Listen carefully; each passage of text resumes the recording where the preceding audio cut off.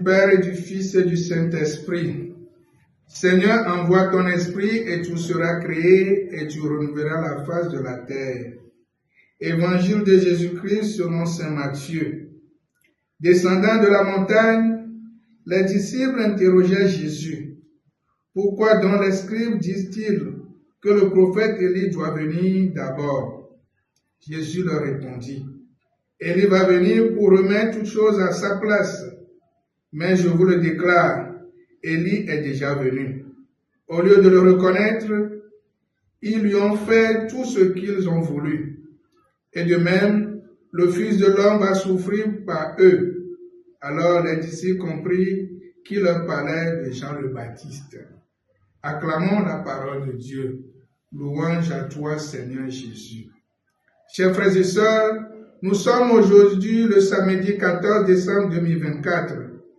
Dans le passage de l'Évangile selon saint Matthieu, les apôtres Pierre, Jacques et Jean descendent avec Jésus de la montagne après la transfiguration.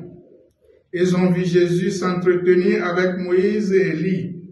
Ils ont entendu la voix du Père dans la nuée. Ils sont fortement impressionnés et se demandent, qui est Jésus? Est-il bien le Christ, le Fils du Dieu vivant?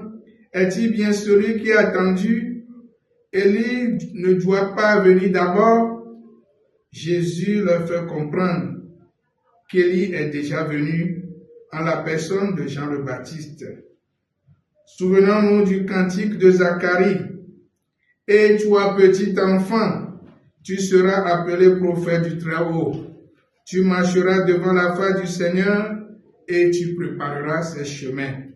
À l'approche de Noël, contemplons la figure de Jean le Baptiste qui annonce que celui qui vient est bien le Fils de Dieu, qui apporte le salut au monde et à chacun et à chacune de nous. Loué soit Jésus-Christ.